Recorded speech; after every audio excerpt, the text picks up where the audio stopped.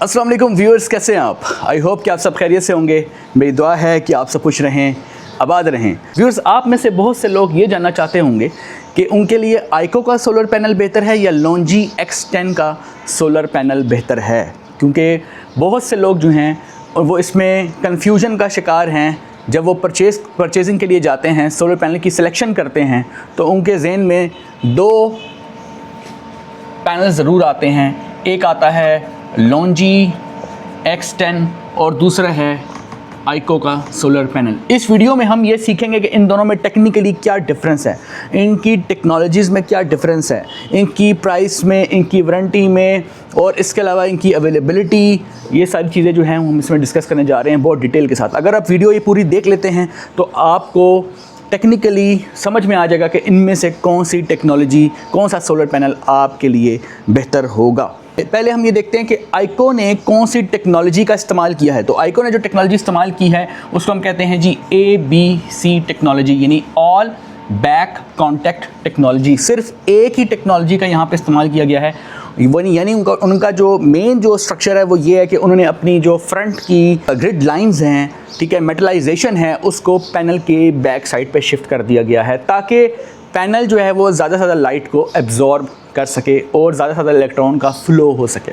ठीक है, ये चीज़ इसमें ऐड की गई है। इसे कहते हैं ऑल बैक कॉन्टैक्ट, यानी सारे जो कॉन्टैक्ट्स हैं वो बैक की तरफ उन्होंने शिफ्ट कर दिए हैं। ये है बेसिकली ABC टेक्नोलॉजी। लेकिन याद रहे कि आइको ने सिर्फ एक टेक्नोलॉजी का इस्तेमाल किया है और वो है ABC।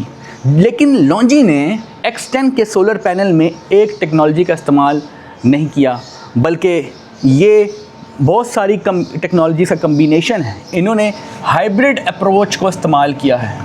हाइब्रिड अप्रोच का ये मतलब हुआ कि उन्होंने एक टेक्नोलॉजी का इस्तेमाल नहीं किया, बल्कि पर्क का भी इस्तेमाल किया है, टॉपकॉन का भी इस्तेमाल किया है और ABC का भी इस्तेमाल किया है। हाइब्रिड अप्रोच इस्तेमाल की है लॉन्जी X10 वालों ने। इसके अलावा ना सिर्फ ये 3 टेक्नोलॉजीज़, बल्कि लॉन्जी की अपनी भी कुछ इनोवेशन है, और वो ये है कि इन्होंने टाई रे वेफ़र, ठीक है, वेफ़र जो है वो अपनी दूसरी यूज़ की है, वो भी बताऊंगा, इसके बारे में डिटेल में बात करेंगे। पांचवी जो चीज़ इन्होंने यूज़ की है वो है पार्शियल शेड ऑप्टिमाइजेशन कह सकते हैं इसको, या सॉफ्ट ब्रेकडाउन कह सकते हैं, सॉफ्ट ब्रेकडाउन। ठीक है जी, ये इन्होंने दो जो फीचर्स हैं वो इसमें और ऐड की हैं, और इस हाइब्रिड अप्रोच वाली जो टेक्नोलॉजी है उसका नाम इन्होंने रखा है HPBC 2.0।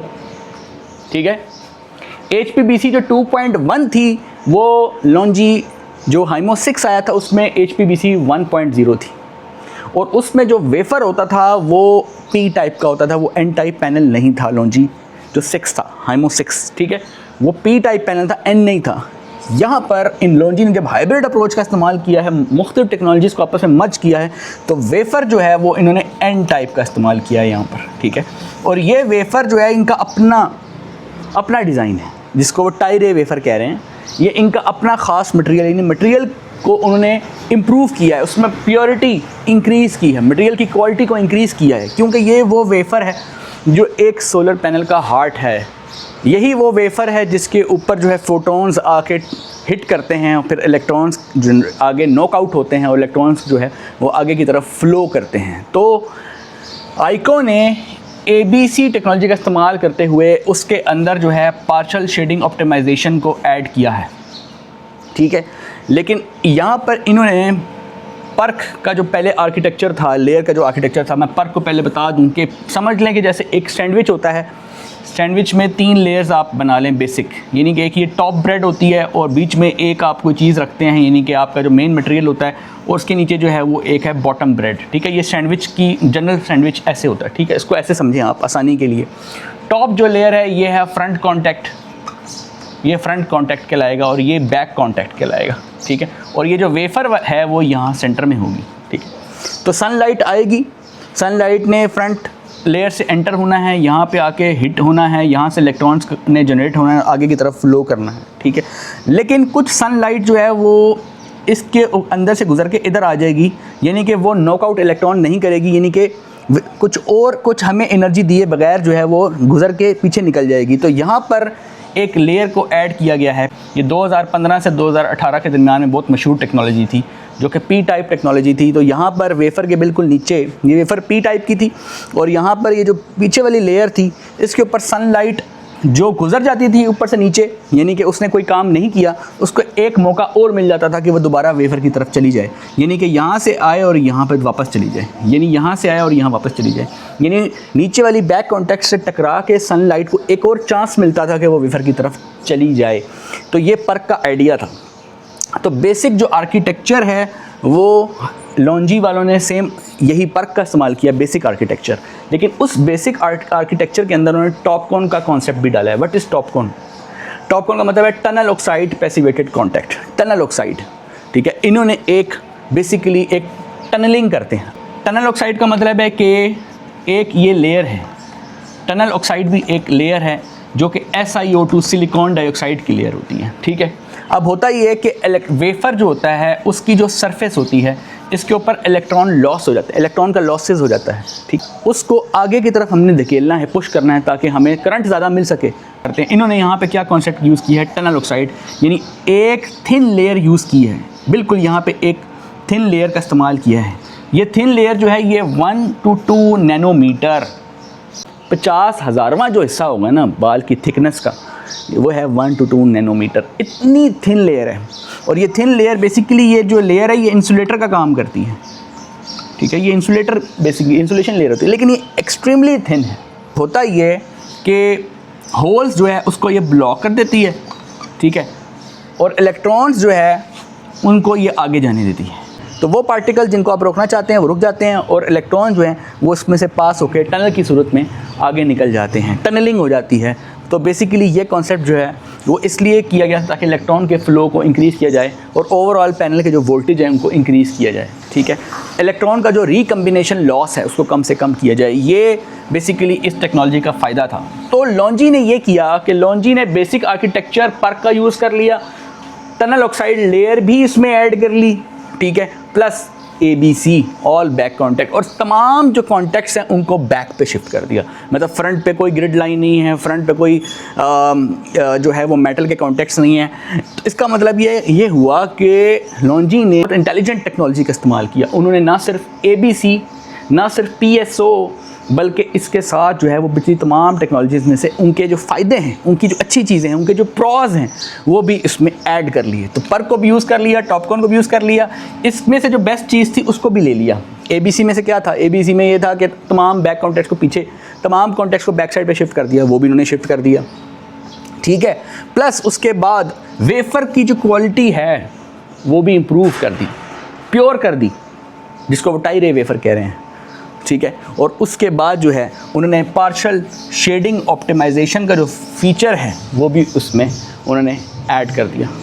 जब आपका एक सोलर सेल ब्लॉक होता है, यानी इसके ऊपर कोई शेडो पड़ जाता है, मिसाल के तौर पे कोई परिंदा है या कोई दरख्त है या कोई पोल है, कोई भी चीज़ है जो सेल, कुछ सेल के हिस्से को, एक सेल को, दो सेल को ब्लॉक करती है, तो आपको याद होगा कि आइको का सोलर पैनल इस चीज़ में बहुत अच्छा था कि वो क्या करता था कि वो करंट के फ्लो को जारी रखता है, ठीक है, और उस ख़ास जो ब्लॉक हुआ एरिया है खाली उसी को डेड करता है, बाकी तमाम जो पैनल है वो अपने इंटेलिजेंट तरीके से जो है इलेक्ट्रॉन के जो फ़्लो को है वो जारी रखते हैं, यानी आपका पूरा पैनल या आपका पैनल का तीसरा हिस्सा डेड नहीं होता। यही वो फ़ायदा था आइको का। बिल्कुल यही चीज़ लॉन्जी ने जो है यहाँ पर अप्लाई किया है। पार्शियल शेडिंग ऑप्टिमाइजेशन जो है बिल्कुल यही चीज़ उन्होंने यहाँ पे ऐड की है। तो उन लॉन्जी ने HPBC hybrid passivated, hybridly use, hybrid approach मैंने समझा दिया। What is the meaning of hybrid, यहाँ पे क्या मतलब है वो मैंने समझा दिया है। हाइब्रिड पैसिवेटेड, पैसिवेशन लेयर है वो वही पैसिवेशन लेयर हैं जो कि यहाँ पर यूज़ हो रही है टॉपकॉन और पर्क में। तो पैसिवेशन का कॉन्सेप्ट उन्होंने यहाँ से उठा लिया, हाइब्रिड अप्रोच उन्होंने यहाँ से पिक कर ली कि तमाम टेक्नोलॉजीज़ की अच्छी अच्छी चीज़ें उन्होंने मिक्स कर ली, और बैक कॉन्टैक्ट पैसिवेशन यहाँ से पिक कर ली और बैक कॉन्टैक्ट यानी IBC टेक्नोलॉजी या ABC टेक्नोलॉजी से पिक कर लिया। तो बेसिकली उन्होंने 2.0 वर्जन लॉन्च करके अपनी इनोवेशन दिखाई है। बेसिकली लॉन्जी ने ये एक इनोवेशन है कि ये अपनी तैयार करदा टेक्नोलॉजी है, ये और कोई भी लॉन्जी के अलावा नहीं है मैन्युफैक्चरर जो HPBC 2.0 को यूज़ कर रहा हो, ये क्योंकि ये इनकी अपनी इनोवेशन है। ये इन्होंने अपनी खुद डेवलप की है टेक्नोलॉजी। ये तमाम टेक्नोलॉजीज़ को मिक्स करके ऐसा प्लांट जो है वो बनाया है जो कि बेहतरीन किस्म के सोलर पैनल जो है मैन्युफैक्चर करता है। अब मार्केट में आइको के सोलर पैनल आजकल लोग ढूंढ रहे हैं, उनको मिलते नहीं आइको के सोलर पैनल। दूसरी जो चीज़ मार्केट में अवेलेबल है इसके बिल्कुल इक्विवेलेंट, वो लॉन्जी X10 की है। आप लॉन्जी X10 का सोलर पैनल अगर परचेज़ करेंगे या आइको का परचेज़ करेंगे तो आपको कोई ख़ास डिफरेंस नज़र नहीं आएगा, क्योंकि दोनों में जो बैक कॉन्टैक्ट है उनको बैक पे शिफ्ट कर दिया गया है और पार्शियल शेडिंग ऑप्टिमाइजेशन जो रियल फीचर जो इससे आप हासिल करना चाहते हैं वो भी आपको मिल जाएगा। अच्छा, फिर अगर हम एफिशिएंसी की बात करें तो एफिशिएंसी भी इनकी करीब ही है, मतलब 24 से 25% के दरमियान में 24 to 25% एफिशिएंसी जो है वो आइको की है और उसी के दरमियान में एफिशिएंसी लॉन्जी की भी है। फिर टेम्परेचर कोएफिशिएंट भी इनका करीब ही है। फिर अगर हम बात करें प्राइस की मार्केट में, तो प्राइस जो है वो भी अगर आप देखेंगे तो इन दोनों की प्राइस जो है उसमें भी बहुत हुआ तो 1 से 2 रुपये का डिफरेंस होगा पर वॉट की बात कर रहा हूँ। तो इसका मतलब ये हुआ कि ओवरऑल पैनल में सिर्फ 500 रुपये का फ़र्क पड़ सकता है। It's not a big deal, it's not a big difference. तकरीबन आप ये कह सकते हैं कि दोनों सोलर पैनल तकरीबन एक ही प्राइस में आपको मिल रहे हैं। अब बहुत से लोग जो हैं, बहुत से लोगों के ज़हन में आएगा कि जी वाटेजेस का क्या होगा। ये मतलब ये तो पैनल जो है वो आपको 640 वाट में भी मिलते हैं, उससे 660 वाट में मिल रहे थे। अब जो लेटेस्ट पैनल आए हैं वो इसमें 700 प्लस चले गए हैं, लेकिन लॉन्जी X10 में आपको ये रेंज मिल जाएगी। यहाँ पे भी आपको जो है वो 640 वाट से लेकर 660 वाट के दरमियान में मार्केट में पैनल अवेलेबल हैं, ठीक है। तो सबसे अच्छी बात लॉन्जी की ये है कि अवेलेबिलिटी जो मुझे अच्छी लगी लॉन्जी की साइड से वो ये है कि ये पैनल वाइडली पाकिस्तान में अवेलेबल है। आप तकरीबन जब मार्केट में विज़िट करेंगे तो ये बहुत सारी शॉप्स पे आपको लॉन्जी X10 मिल जाएगा। आप इन दोनों में से कोई सा भी सोलर पैनल परचेज़ कर सकते हैं। मैंने ये टेक्निकल एनालिसिस, प्राइस एनालिसिस आपके सामने इसलिए रखा है ताकि आपको सिलेक्शन में आसानी हो। ये आपको वीडियो पसंद आई होगी। अगर आप चैनल पे नए हैं तो चैनल को ज़रूर सब्सक्राइब करें, वीडियो को दूसरों के साथ ज़्यादा से ज़्यादा शेयर किया करें ताकि एक आम आदमी तक भी ये सारी नॉलेज पहुँच सके। मिलते हैं नेक्स्ट वीडियो में, तब तक के लिए अल्लाह हाफ़िज़।